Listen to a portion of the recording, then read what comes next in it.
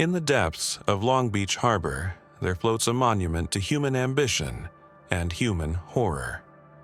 The RMS Queen Mary, once the epitome of luxury and elegance, now stands as a tomb of memories, her steel corridors echoing with the whispers of nearly 1 million souls who crossed her threshold during the darkest chapter of the 20th century.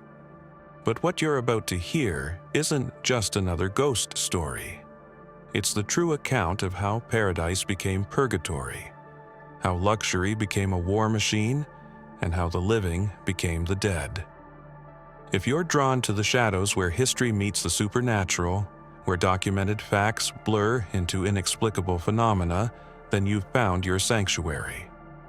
Subscribe now and hit that notification bell, because we're about to descend into the abyss of the gray ghost, and some journeys change you forever. Picture, if you will, the year 1939.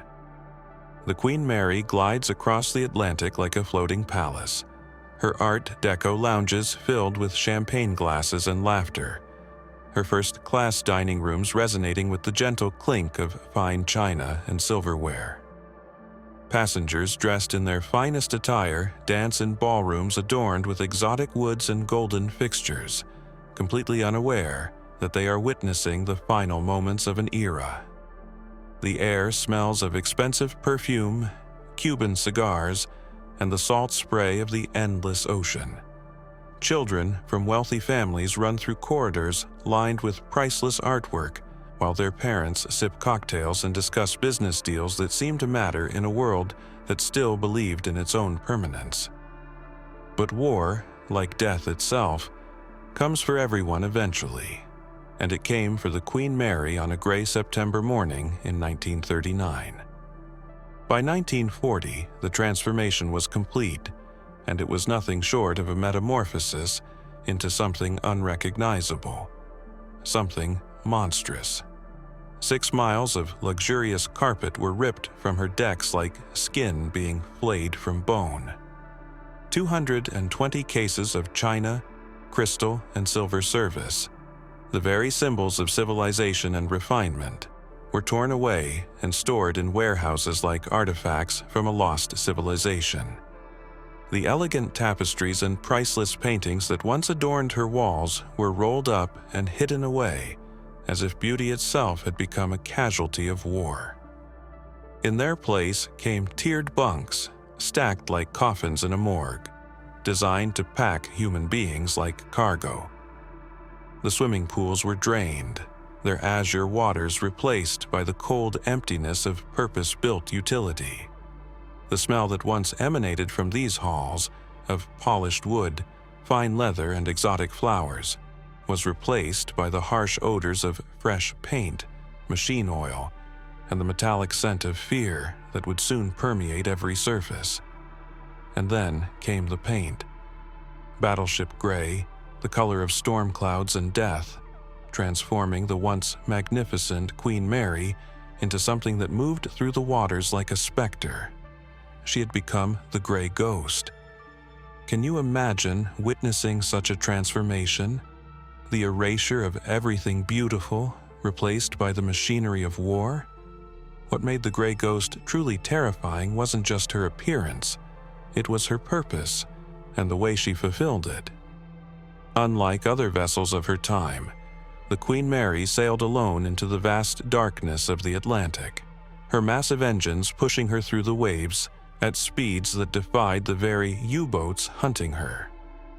At 28.5 knots, she moved through the ocean like death itself, swift, silent, and inevitable.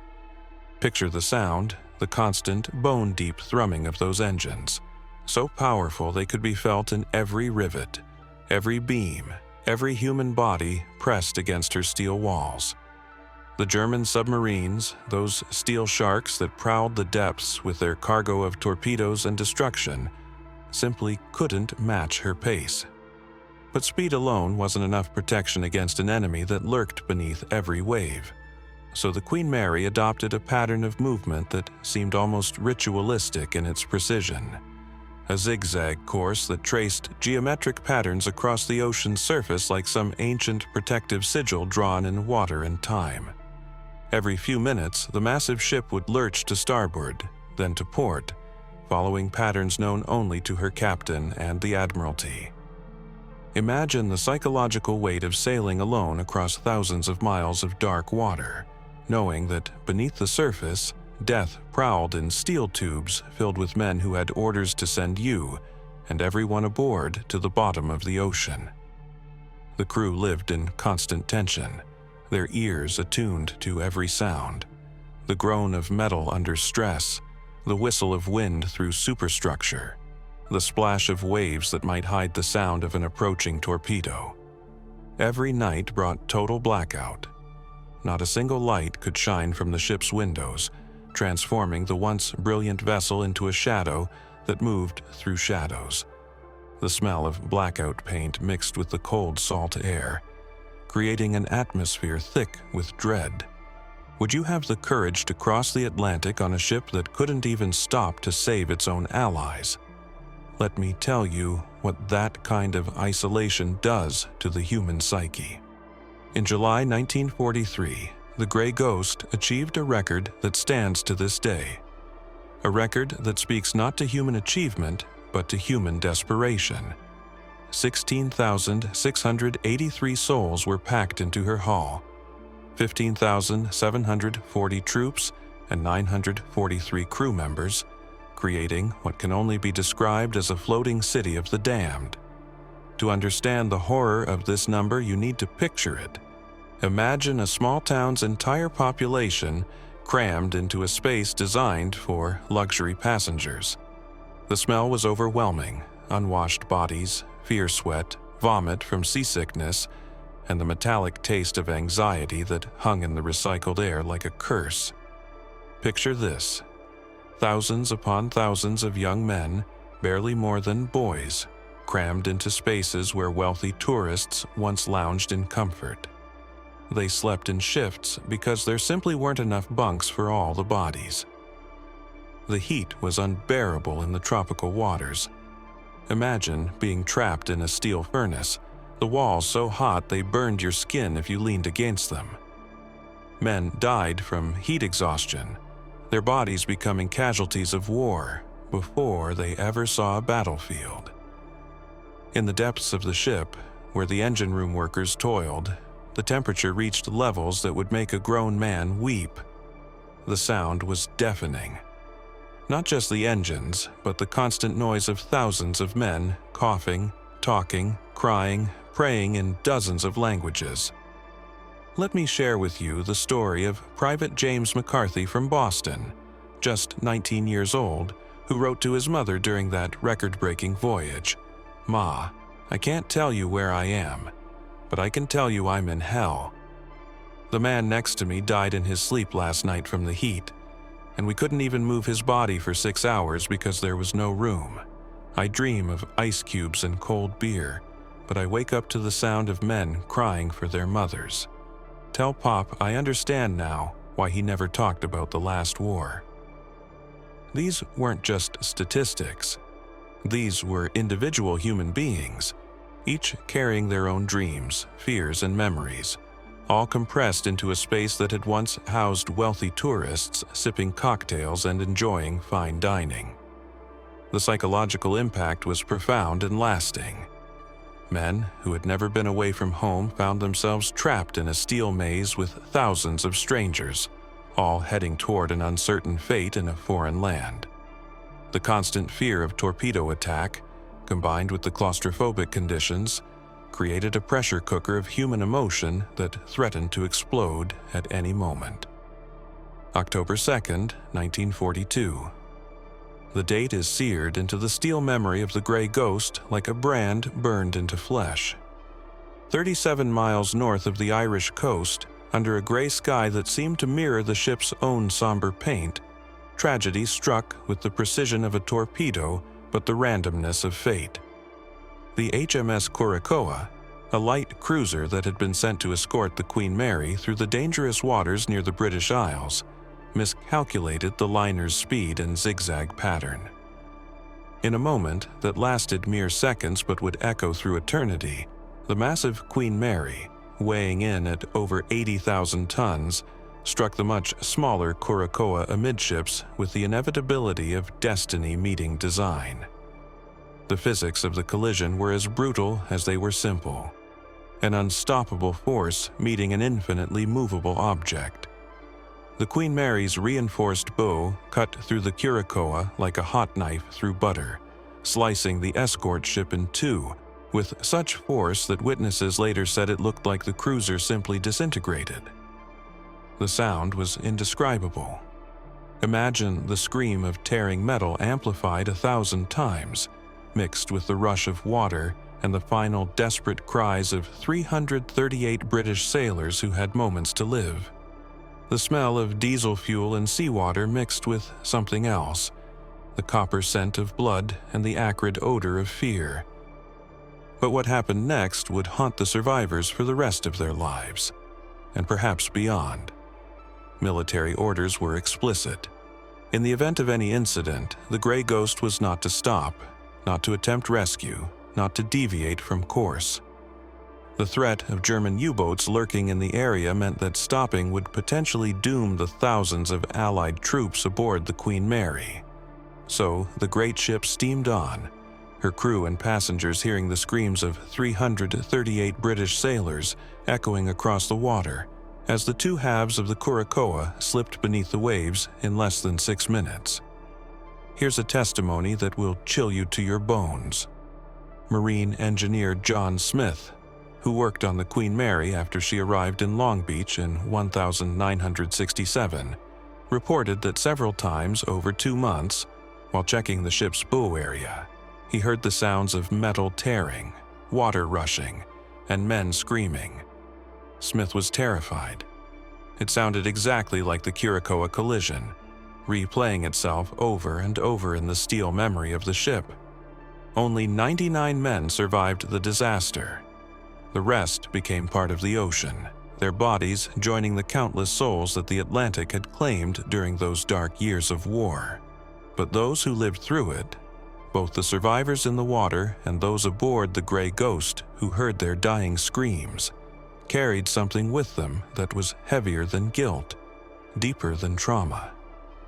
They carried the knowledge that survival sometimes requires the sacrifice of others, that duty can demand the abandonment of humanity, and that the line between hero and murderer can be as thin as the steel hull that separates the living from the dead. In May 1943, as the Grey Ghost cut through the Atlantic waters carrying her human cargo toward an uncertain destiny, she also carried a passenger whose presence added another layer of darkness to an already haunted vessel. Winston Churchill, traveling under the pseudonym Colonel Worden, used the Queen Mary as his floating fortress for secret meetings with President Roosevelt. But Churchill wasn't just any passenger. He was accompanied by 5,000 German prisoners of war, creating a ship that contained simultaneously the architects of Allied victory and the captured souls of Nazi defeat. Picture the psychological weight of this journey. The ship that had just months before sliced through a British escort vessel now carried the Prime Minister of Britain, alongside thousands of enemy soldiers in the bowels of the ship. The irony was not lost on those who knew the full story. The Grey Ghost had become a floating microcosm of the entire war, containing within her steel walls both the power to determine the fate of nations and the human cost of that determination. In his luxury suite, Churchill made decisions that would affect millions of lives, while below decks, German POWs who had once marched under the swastika now found themselves prisoners in the belly of their enemy's greatest ship. Think about this. If you could hear the conversations in those luxury quarters, where the fate of the world was being decided, while thousands of souls suffered in overcrowded holds just floors below, what do you think that would sound like? The weight of such contradictions, luxury and suffering, power and helplessness, all contained within the same steel walls. Even before the war ended, strange reports began filtering through the crew. Night watchmen spoke of hearing footsteps in empty corridors, the sound of metal doors slamming shut in sections of the ship where no one was supposed to be. The smell of cordite and burning metal would sometimes fill areas that hadn't seen combat, and more than one sailor reported seeing figures in German naval uniforms walking through walls in the areas where POWs had been held. But these early reports were dismissed.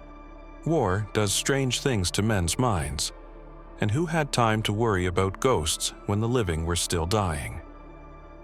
It wasn't until the ship was permanently docked in Long Beach that the supernatural reports began to be taken seriously. By then, the Gray Ghost had transported nearly 1 million people across the world's most dangerous waters. 1 million souls had passed through her corridors, breathed her air, slept in her bunks, and left something of themselves behind in her steel memory banks. Each person who boarded carried their own stories, fears, hopes, and traumas, and when they disembarked, they left psychic residue that accumulated like sediment in the ship's collective unconscious. After the guns fell silent and the last bombs dropped, the Gray Ghost faced perhaps its most poignant mission: carrying the war brides home. From May to September of 1946, the ship that had once carried men to war now carried the women they had left behind, along with 3,700 children had never seen their father's homeland. These women, British, French, Italian, and others, had married American soldiers in the chaos and passion of wartime, often after knowing them for only days or weeks. Many of these women would later report feeling an inexplicable sadness aboard the ship, a weight that seemed to press down on them like the memory of all the souls who had traveled those same routes in darker times. Margaret Thompson from Liverpool, traveling with her infant son to meet her husband in Chicago, wrote in her diary, "The ship is beautiful now, restored to its former glory, but I swear I can still smell the fear that soaked into these walls. My baby cries constantly, as if he can sense something I cannot. Last night I heard men singing in German from somewhere deep below, but when I asked the steward, he just looked at me strangely." By the 1970s, when the Queen Mary had settled into her new role as a floating hotel and museum, the reports could no longer be ignored. The first-class swimming pool, now drained and eerily empty, became the epicenter of supernatural activity. Witnesses began reporting seeing a blonde woman in a 1960s swimsuit near the pool area, appearing for just moments before vanishing into thin air. The sight was always the same. She would appear at the pool's edge, sometimes waving to observers, sometimes simply standing there with a smile that seemed to carry decades of sadness. But she wasn't alone. Visitors and staff began reporting the sounds of children giggling and splashing in the empty pool, along with wet footprints leading away from the pool area, despite the fact that it had been drained for years. The most frequent sighting was that of a little girl named Jackie, believed to have drowned in the pool, though no official records confirm this death. Guards and visitors would hear her voice calling out, sometimes playing hide-and-seek, sometimes simply crying for her mother. Listen to this incredible piece of evidence.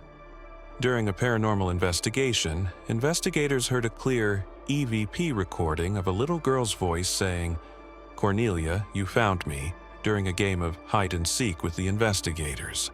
The voice was so clear, so present, that it sent chills through even the most skeptical researchers. But perhaps the most disturbing testimony comes from the early years, when the ship was just opening to tourists. A tour guide, let's call him Robert, was conducting a late evening tour through the ship's lower levels in 1975. He was an experienced guide, someone who had been aboard the ship dozens of times and prided himself on his practical, no-nonsense approach to the job. But what happened to him that night shattered his skepticism forever. Robert was leading a small group through the engine room when he felt something brush against his shoulder, not once but repeatedly, as if invisible hands were pushing and pulling at him. At first, he tried to ignore it, thinking it might be one of the tourists behind him. But when he turned around, the nearest person was several feet away. The sensation continued, growing more insistent, more aggressive. By the time he reached the surface level, his shoulder was covered in red marks, handprints that looked like they had been made by someone gripping him tightly, trying to hold him back or pull him into the darkness below. The experience was so traumatic that Robert quit his job the next day and never set foot on the Queen Mary again. But his testimony, documented by the ship's management, became one of the first official acknowledgments that something supernatural was happening aboard the Grey Ghost. The physical evidence, those red handprints on his shoulder, couldn't be explained away by imagination or suggestion. Something had touched him, something that left marks on living flesh. One of the most compelling supernatural events occurred in 1966, during the ship's final year of active service.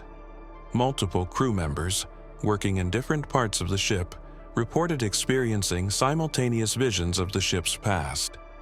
It was as if the Queen Mary herself was saying goodbye, showing her crew glimpses of all the souls who had traveled within her walls. A cook in the galley reported seeing the ghostly figure of a chef from the war years, still preparing meals for soldiers who would never eat them. An engineer in the engine room witnessed the apparition of a German POW, still wearing his prison uniform, staring at him with eyes that held no malice, only profound sadness. A steward cleaning the first-class lounge saw an elegant woman in 1940s evening dress, dancing alone to music that no one else could hear. All of these sightings occurred within the same hour, as if the ship was conducting its own supernatural roll call, acknowledging all the lives that had passed through her corridors. As the Queen Mary settled into her new role as a tourist attraction, the paranormal activity didn't diminish. It intensified. Visitors began reporting experiences that defied explanation, encounters that suggested the ship had become a kind of supernatural depot where past and present collided with increasing frequency. In the 1980s and beyond, guests started hearing the unmistakable sound of Glenn Miller's big band music drifting through the corridors at night, despite no audio equipment being turned on. The music, Moonlight Serenade, In the Mood, Pennsylvania 65000, would play softly through empty hallways, as if the ship itself was remembering the entertainment that once filled its ballrooms during better times. But when security guards investigated, they found only silence and empty rooms. Visitors reported hearing the sharp click of high-heeled shoes on stairs that were no longer covered with the original linoleum, the sound echoing from an era when elegant women in evening gowns would descend to dinner in the ship's grand dining rooms. The phantom footsteps were always the same, measured, elegant, carrying the rhythm of a world that valued ceremony and grace, even in the midst of war. One of the most frequently reported phenomena involves the ship's doors, massive, heavy portals that require significant force to open. Yet, visitors regularly witness them swinging open and closed by themselves. Guests have reported seeing doors open and close with no one near them, sometimes revealing glimpses of figures from different eras walking through as if the doors were gateways between dimensions. A particularly chilling account comes from a family visiting in 2019. Their teenage daughter was exploring the ship's corridor when she witnessed a door at the end of the hallway slowly swing open. Through the doorway stepped a couple dressed in 1940s clothing, the man in a military uniform, the woman in an elegant dress with victory rolls in her hair. They walked toward her, arm in arm, smiling as if they were heading to a dance. The girl, terrified but fascinated, watched as they approached, and then walked right through her, leaving behind the faint scent of old-fashioned perfume and cigarette smoke. Here's what I want you to consider. How many of you, right now, would have the courage to spend a night alone in those corridors, knowing that you might encounter not just the living tourists, but the endless stream of souls who never truly disembarked? Stateroom B340 has earned a reputation as the most haunted room on the ship, with reports of bedsheets being pulled off sleeping guests, faucets turning on by themselves, shadowy figures appearing in mirrors, and unexplained knocking inside the walls. The room was closed to guests for years due to disturbing experiences, but has since been reopened with a special paranormal package for the brave, complete with Ouija board and EMF detector. But the truly terrifying accounts come from the cleaning staff who worked in that room during its active years. Maria Santos, who cleaned B340 from 1989 to 1995, reported experiences that still give her nightmares. She would enter the room in the morning to find it completely disheveled, as if a violent struggle had taken place during the night. Furniture overturned, mirrors cracked, and a smell that she described as the ocean mixed with old blood and fear. But it was the cold that got to her most, a bone-deep chill that would seep into her body the moment she crossed the threshold, a cold that felt like death itself reaching out to claim her. "I would pray every morning before entering that room," Maria later testified, "because I knew I wasn't cleaning up after the living. I was cleaning up after the dead, and they were angry about something. They wanted everyone to know they were still there, still suffering, still trapped in that floating tomb." Deep in the bowels of the ship, where the massive engines once drove the gray ghost through dangerous waters, visitors encounter the spirit of John Pedder, the 18-year-old crew member who was crushed to death by a watertight door during a routine drill in 1966. Witnesses regularly report seeing a young man in work overalls near the infamous Door 13, often asking if anyone has seen his wrench before disappearing. But what makes John's presence so disturbing isn't just the sightings, it's the sounds. Visitors to the engine room report hearing the metallic clang of tools being used, as if someone is still working on the machinery. The sounds echo through the empty chambers. Wrench against metal, the screech of turning bolts, the rhythmic pounding of maintenance work that never ends. When security investigates, they find the engine room empty, but the tools are often found scattered on the floor in patterns that suggest someone had been using them just moments before. A night watchman reported walking toward Door 13 with his German Shepherd when the dog became frightened, as if seeing something the guard could not. Both man and dog then heard a clanging metallic sound moving toward them, causing them to flee the area. The sound, witnesses say, is exactly what you would expect to hear if a young man in work clothes was walking toward you, carrying a heavy wrench that clanged against the metal walls with each step. What we're dealing with here isn't simply a collection of ghost stories. It's something far more profound and terrifying. The Queen Mary has become a vessel where the boundary between memory and reality has dissolved, where the psychic imprint of nearly 1 million souls has created a kind of temporal loop that traps both the living and the dead in an endless cycle of departure and arrival, hope and despair, life and death. Consider the philosophical implications. If consciousness can imprint itself on physical matter, and quantum physics suggests it can, then the Queen Mary represents the largest repository of human consciousness ever concentrated in a single location. Every fear, every hope, every moment of terror and courage experienced by those 1 million souls has been absorbed into the steel, wood, and glass of the ship. The vessel has become a kind of psychic recording device, playing back the emotional experiences of its passengers and crew in an endless loop that spans decades. The most haunting aspect of the Queen Mary's supernatural reputation isn't the individual ghost sightings. It's the collective nature of the phenomena. Witnesses don't just encounter single spirits. They experience what can only be described as psychic crowds.